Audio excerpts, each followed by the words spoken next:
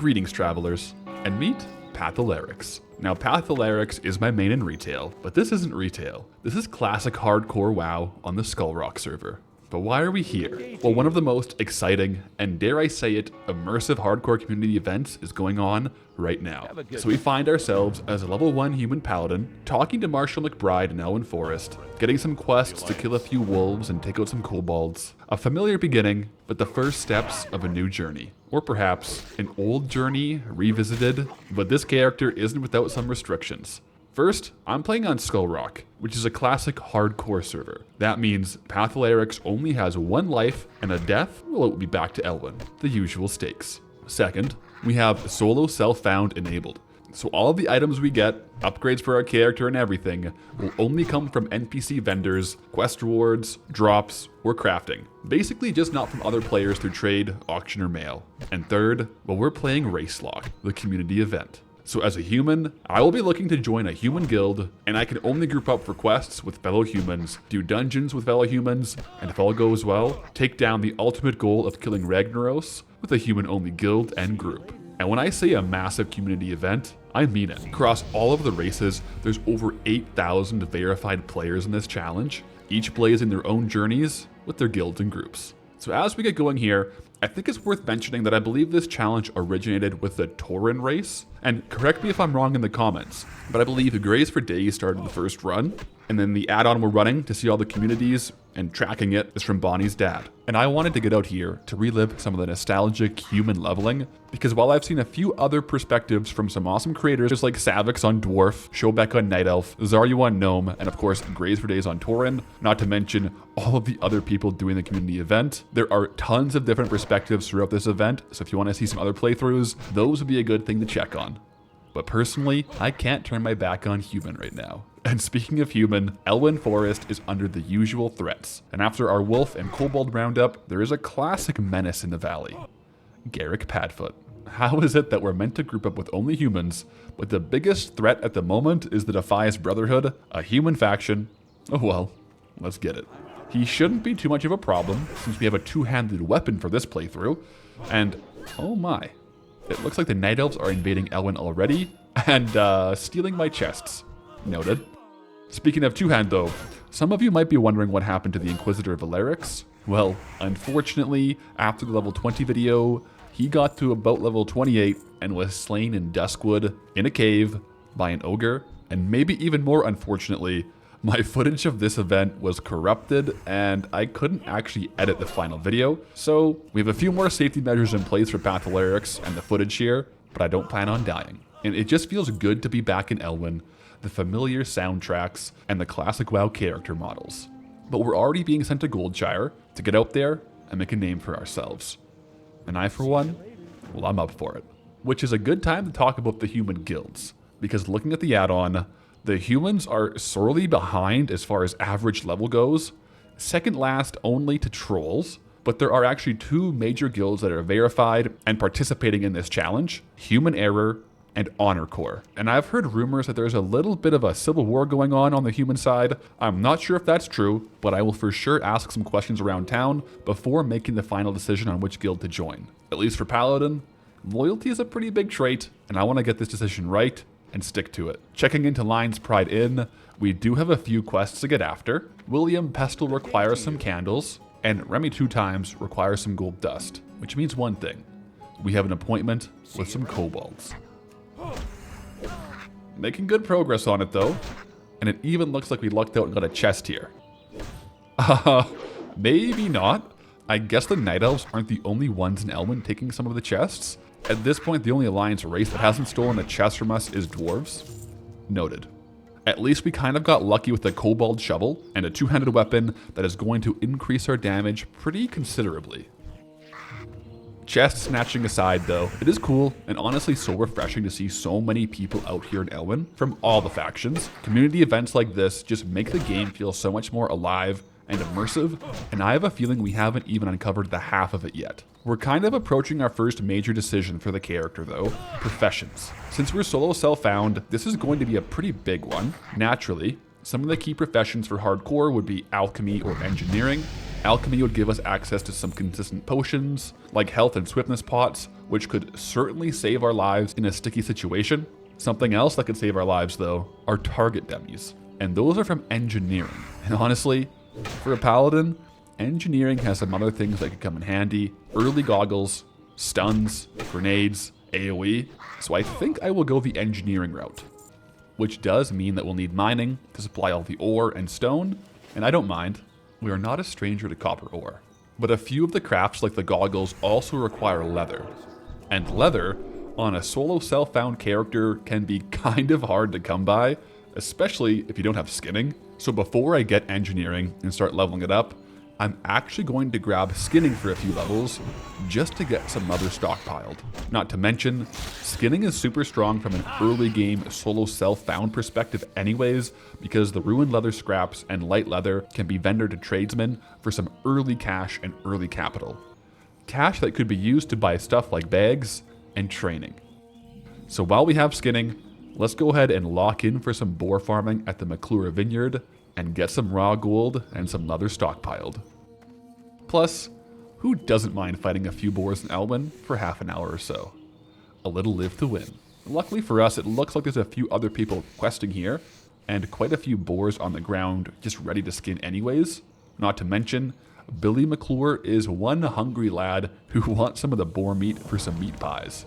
So with all that set up, we have a nice min-max farm session here for sure. And conveniently, we do have a vendor right by the farm here, so a few silver stacking up in the bags pretty quickly and early on. But we can't stay here too long because we do have a few more Elwynn staples to get through, some light scouting through the mine. We have to be very careful around here in mines. I don't want an early death. And while we're here, taking out Goldtooth for Bernice's necklace, and of course, coordinating for some forbidden love between the Elwynn houses of McClure and Stonefield. You know, the usual Elwynn run. Which, by the way, if you want to tune into this run live, or just see more of the actual quests and kills, the full playthrough VODs are available on this channel, and I'm also streaming live here and over on Twitch at twitch.tv/PathalerixGold, with this challenge being Tuesdays and Thursdays. So come say hi, and if you're a human, maybe hop into a Deadmines group. But it looks like it's time for a Stormwind run. We're level 8, and we have a lot to do. Yep. I don't think there's much that maxes out my nostalgia receptors, much like Stormwind music. Definitely top tier. Now normally, this first Stormwind run would for sure be an auction house run, but since we're solo self-found, unfortunately we can't actually use the auction house or make tons of gold. We can sure spend some though, and first on that agenda is to get mining training and a mining pickaxe, courtesy of Gelman here. You know what? I'm starting to think dwarves aren't all that bad. Plus, I do want to get some first aid training over here in the Cathedral of Light. Although, not gonna lie, I am pretty bad at using bandages in tough situations on hardcore.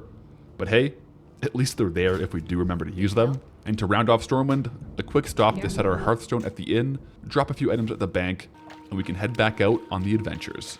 So far in Elwynn, I'm seeing quite a few humans who are part of Honor Corps, the human guild. Pretty soon I'm going to have to start asking questions to see if maybe we can team up and join a guild, but for now, we are having our first encounters with Murlocs, so that'll have to wait.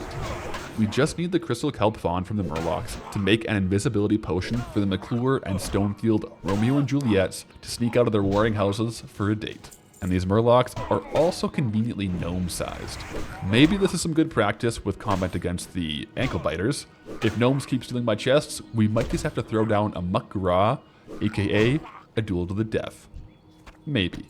I do want to hit level 60 after all, and I shouldn't take too many risks, because now might be a good time to mention that I've never actually hit max level on hardcore, so here's hoping.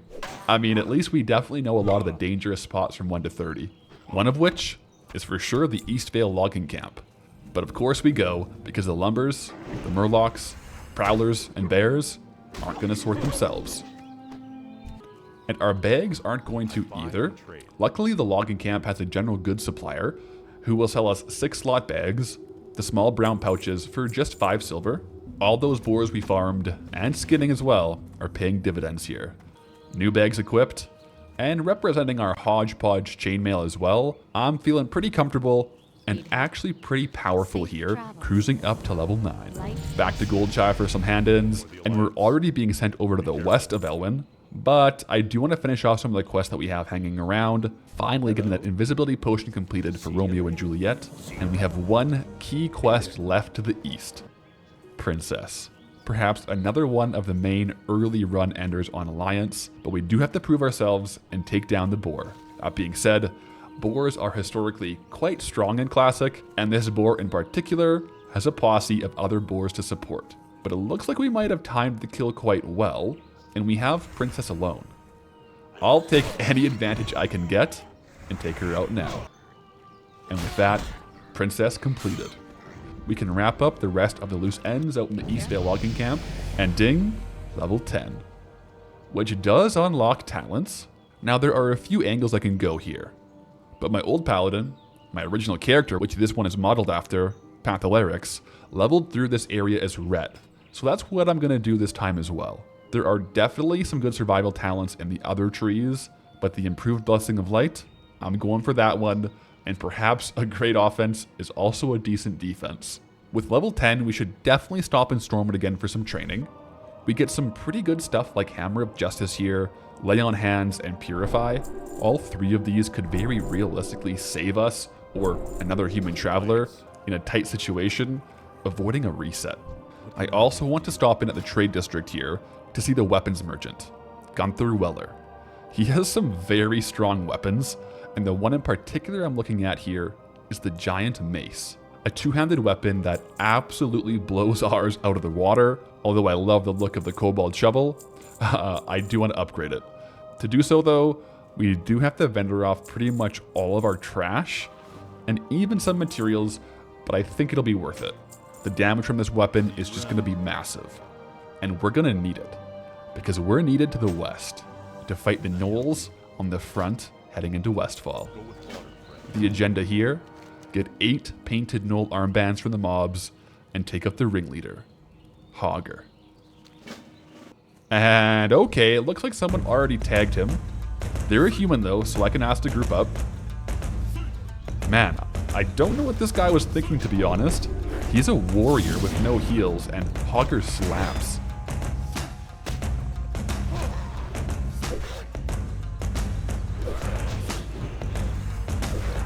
I can definitely throw some heals out, but my holy light is pretty low level right now, and it's not really healing very much, and oh boy, he pulled other mobs. Let's get in there and see if we can't finish this guy off.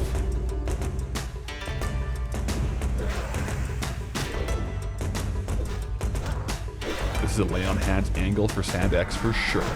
Okay, that was a little bit close. Maybe not for me, but for our fellow traveler here. But I guess we do have Hogger down and the paw in the bags to confirm it.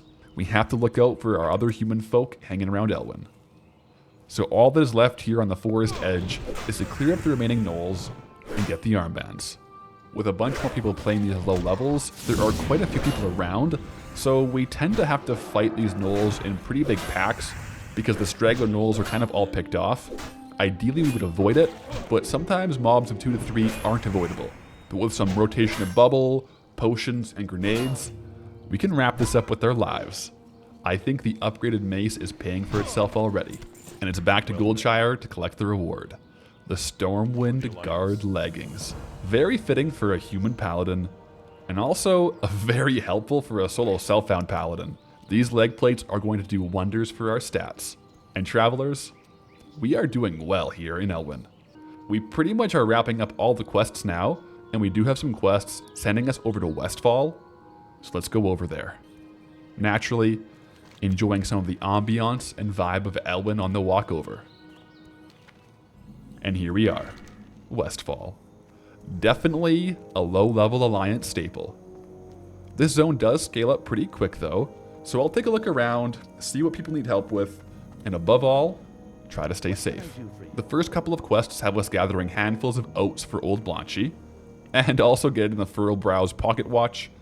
That one I think will have to wait. I don't feel like having a dance with Benny Blanco just yet, and the rest of the quests here in Westfall are going to be pretty inventory intensive. With everything accepted, our map kind of looks like a minefield here. We kind of just have to meander around and kill vultures, boars, and wolves, we can do that. But it definitely seems like the Defias threat continues over here as well, and we have quite a few more quests to help out. Those scale pretty high, pretty fast, with some very dangerous mobs though, so I'm going to go ahead and put a pin in those, and just finish up the handful of oats for Old Blanchy right now. With that done, I'm going to hearth, because I definitely want a few extra levels before doing these next quests in Westfall. And I know just where to get them. It's our turn to do a little bit of recon on the gnomes and dwarves.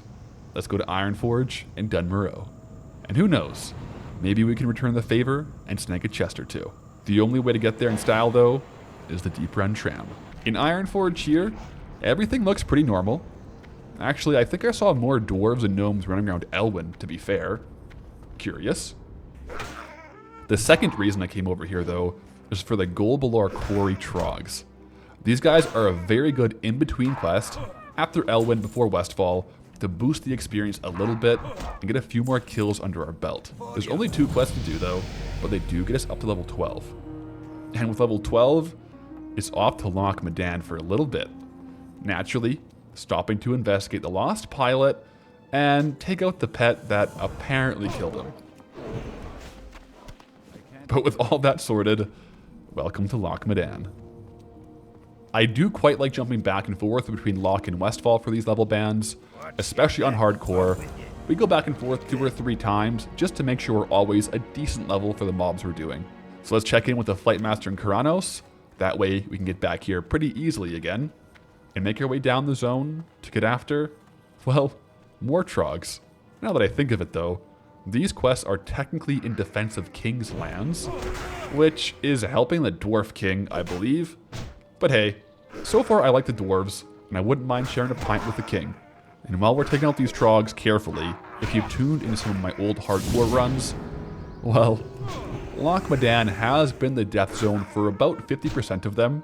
Yeah, so I'm taking my time over here, making sure my health bar is staying firmly in the green, and trying not to pull more than 2 or 3 mobs, although these scouts have a pretty bad habit of pulling more. But without too much trouble, albeit a couple bubbles, the first wave of the Trog threat is satisfied. Earned a much needed dwarven pint, and a good night's rest in the Kuranos Inn. There is plenty of more adventuring to happen in Loch Modan, Westfall, and of course Dead Mines on the horizon. But to gather that group for Dead Mines, we are going to have to decide which human guild to join up with. Things to think about. So until next time, go with honor, friend.